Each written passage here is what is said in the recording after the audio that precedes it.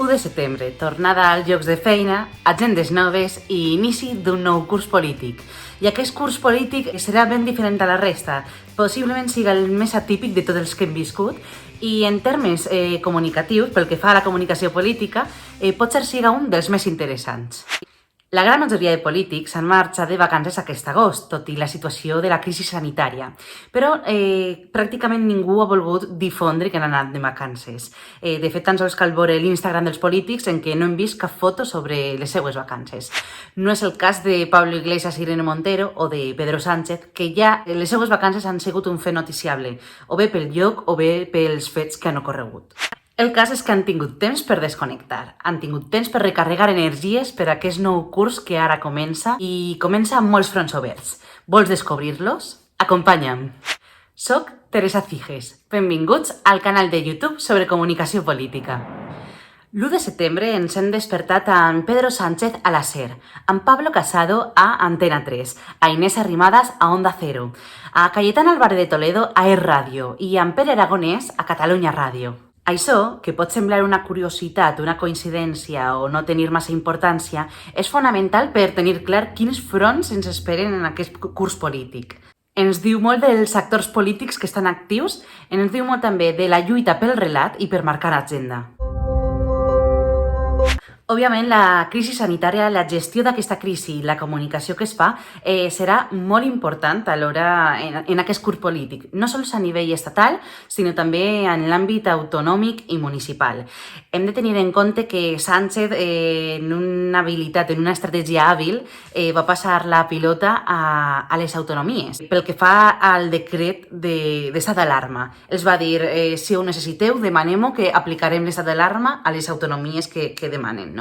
Però passant-li la pilota a les autonomies en una estratègia perspicaç, al cap i a la fi, perquè hi havia hagut moltes autonomies que havien criticat o bé la deixadesa o bé la falta de mesures més fortes per part del govern central. I altres autonomies que es queixaven de la manca de poder prendre decisions per si mateixes, no? Per tant, ara Pedro Sánchez els dona l'opció, els passa la pilota. I, com ja hem dit abans, la comunicació de les xifres, però també de les gestions de les polítiques que es duen a terme, seran fonamentals en aquest curs polític. I la prova de foc comença ara, comença amb l'inici del curs escolar, que al País Valencià s'inicia el 7 de setembre, a les Balears el 10 i a Catalunya el 14. Veurem ahir com es desenvolupa tot plegat. Per altra banda, si mirem el tauler del Congreso, veurem com la suma de forces polítiques ha de fer equilibris o malabars per dur a terme la següent fita política important, que és l'aprovació de pressupostos. Amb qui comptarà PSOE i Podemos per dur-los endavant?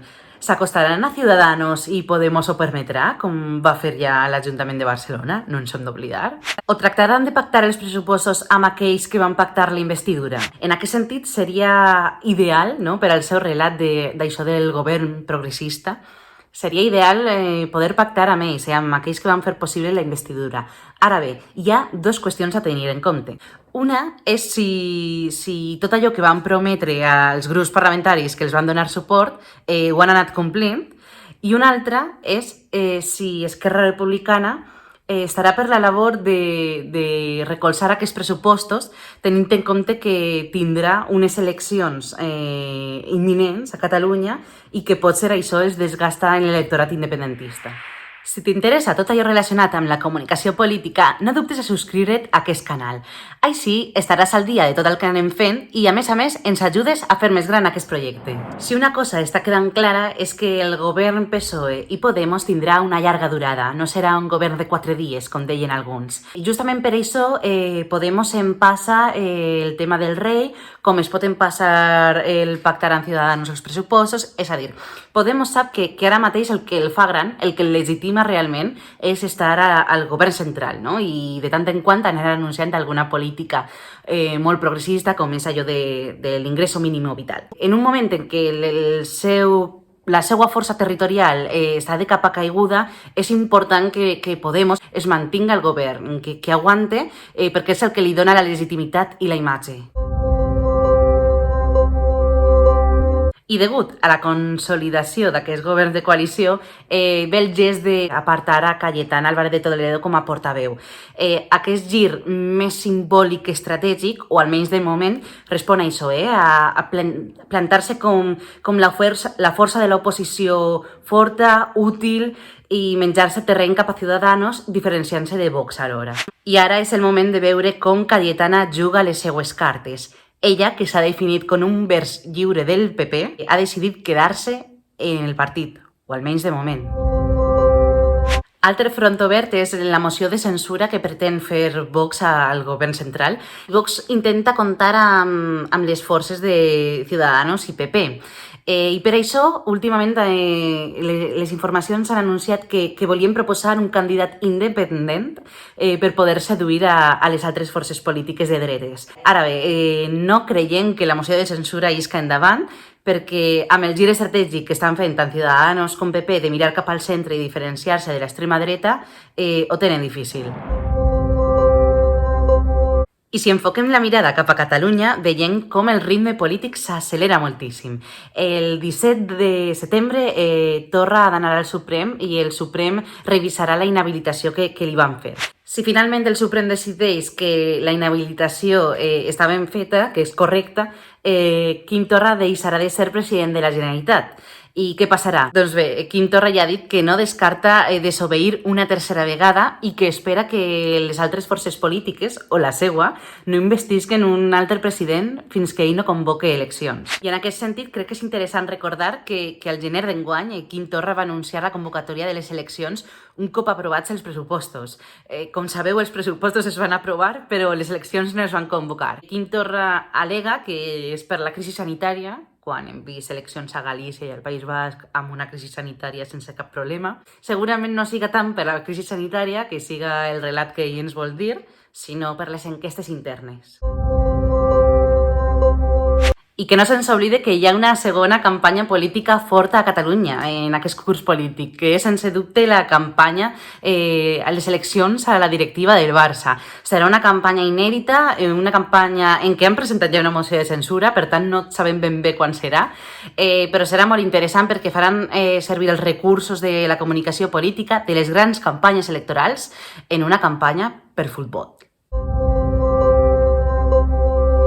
I, per descomptat, la campanya política més propera i més bèstia que viurem seran les eleccions americanes. Ja sabem que els equips de campanya posaran tota la carn a l'assador perquè no està clar qui guanyarà, si Biden o Trump.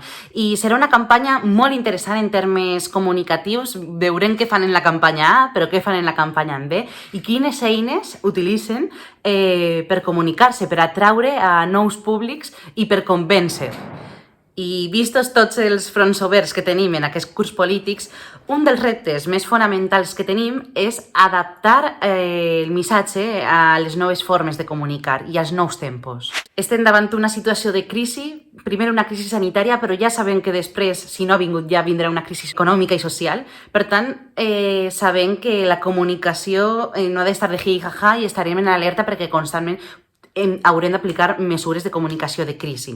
I sabem també que les emocions són molt importants. Ho eren fa un any i ara, si més no, encara més, perquè ens afecta tot això, tota la crisi ens ha afectat i hem de saber lidiar amb les emocions, no passar-nos de la ratlla, però no quedar com uns secs, no? Com uns tirants que no ens interessa, que no empatissem amb la ciutadania. I en tercer lloc, el vessant digital guanya terreny al terrenal, al presencial.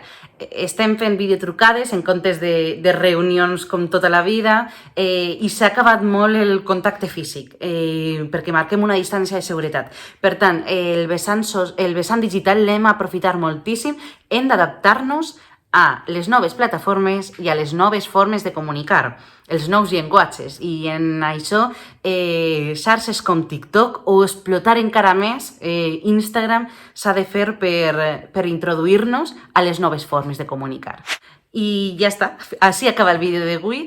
Esperem que el nou curs vagi bé, vagi segons el previst, que no tinguem més sorpreses. Des d'ací intentaré estar al dia de tots els esdeveniments polítics, dels que he parlat així en este vídeo, però dels que puguen venir, de les sorpreses que puguen passar. I sincerament i humilment intentarem fer-ho de la millor forma possible. Així que us espero esta temporada.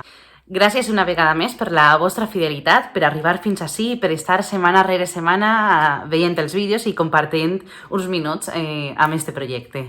Fins la propera setmana. Adeu!